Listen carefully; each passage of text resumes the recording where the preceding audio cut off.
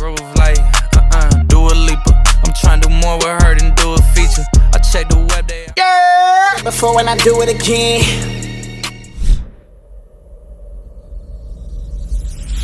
Yo, what's poppin'? This is where we're back in the WatztheWord channel, back at it again, about to jump into another hookah bang.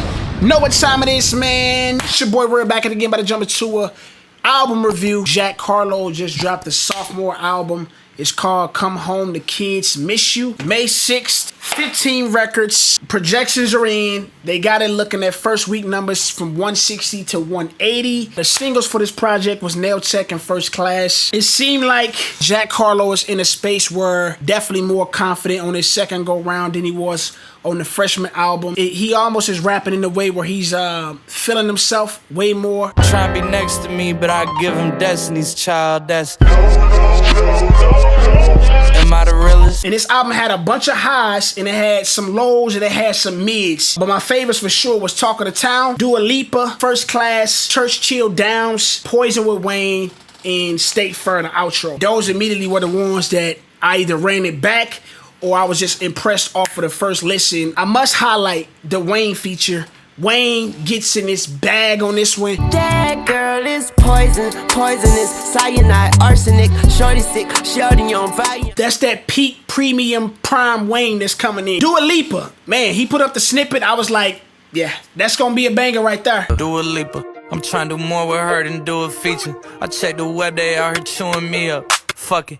That's the one that's gonna be jamming in the clubs. He sets the tone really quickly. Talk of the Town echoes when I say he's feeling comfortable and confident in who he is on his album right away. Drizzy King and Slade, he understood the assignment. If you caught Jack Harlow on Breakfast Club, he said he actually had to go and rewrite, or not rewrite, but he had to add some more bars because he was like, I'm not trying to get bodied. Now, when you heard Drake's verse, did you want to rewrite yours? He bodied you. He went stupid. But he went so crazy that I was like, yo, I'm going to have to add bars or everyone's going to say he bodied me on my shit. Yes. So did you add bars? I love State Fair a lot. Talks a lot about just his hometown and just being back in the city. Just really giving like visual things to visualize about Louisville, Kentucky. I like that it wasn't too lengthy. It wasn't too lengthy. You know what I mean? 15 records is a pretty concise, just the right amount to hold you over and not to be starving for more number of records. The things I dislike and the cons of this album, I must say there are equal amount of cons to this album, if not more, versus the pros, I will say. So when I look at this album, I was pretty excited off the features when you got a lineup of Drake, Wayne, Justin Timberlake, Pharrell. Off those names alone, you feel like this should be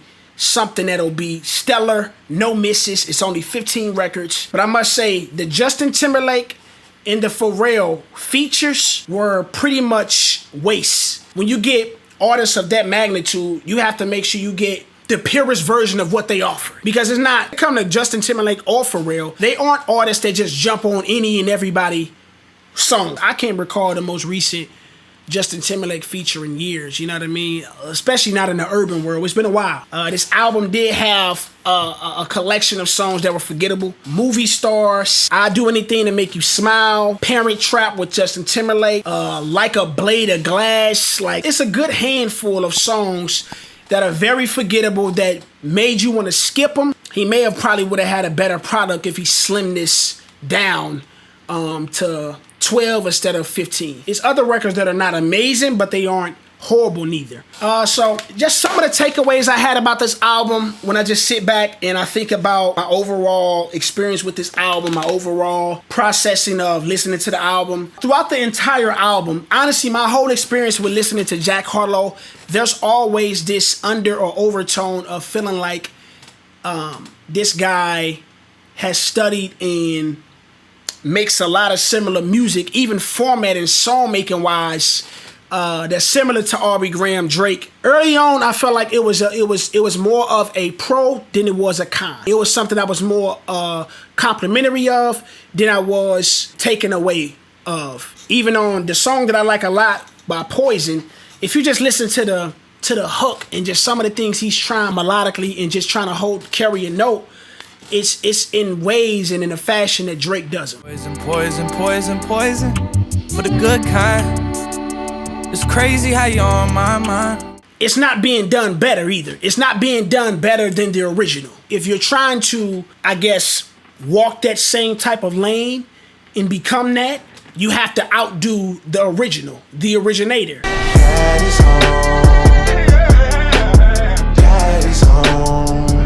There's tons of language that Drake always uses in his rhymes. I'm on the charts now. Used to have the same drive. You in park now. The same ones that used to fade. I'm in their hearts now. Double my price again. Top of the charts, back in their hearts. Nigga, he strikes again. Whoa. When you think of concepts and subject matter, there's a lot on this album that reminds you of what Drake attacks and uses in his music and in projects. The vocal tone, the vocal execution, it's a lot on this album that really reminds me of Drake. You know what I mean? And it's hard to try to just turn a blind eye to it and act like it's not there, because it's so, if it's not this song, it'll be the next song, and then if it's not that song, it'll be the next song. If it's not this verse, it'll be the hook. If it's not the hook, it'll be the verse. If it's not neither one of those, it'll be the production. And it's probably partially because he's working with one of Drake's main producers, which is Boy Wonder. Boy Wonder does so much for Drake musically when it comes to a lot of his big boy records. Guys Playing, Best You Ever Had, 5 AM in Toronto, 0 to 100, and that's who he's working with. The way the beats are made, it's a lot of beats in here where there are switch ups, and you know Drake is known for that. He came in the game doing that on a lot of his early projects. He still does it to this day. You know, that's another thing that reminds you of Drake. But I'm probably a little bit more critical when it comes to people staying true to them and their sound than most people are. I'm a little bit more critical of that, being that I am an artist. I feel like that's something that you always should strive to have pride in, on the sound and what you craft, you know, from your own creativity. So I'm interested to see how you guys digest that, and if that's something that you come away as a takeaway from this project while processing it. And if so,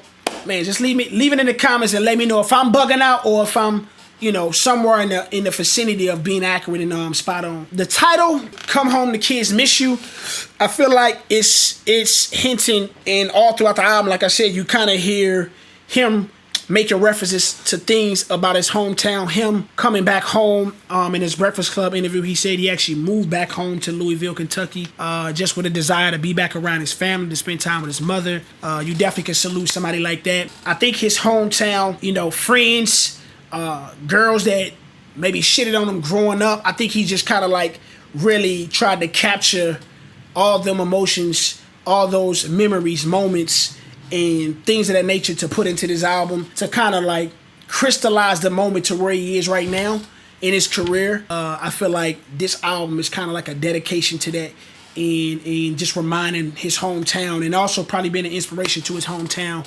to all the people that are, letting them know like, yo, this can be you as well. And it's such a great moment in time in life to be where I am today. So yeah, man, all in all, like I said, this album had highs, it had lows, it had mids, and you feel each one of those greatly. If I had to score this out of 10, I would be somewhere between a 6 and a 7. So I'll say we can give it a 6.5. It may have the potential to grow on me. Y'all get in the comments. Let me know what y'all will rate it. What y'all will get this out of 10. Give me your thoughts on the album. Did he deliver? Do you see him being the next guy up in the game? What features did you like the most? What are your favorites? What are your dislikes?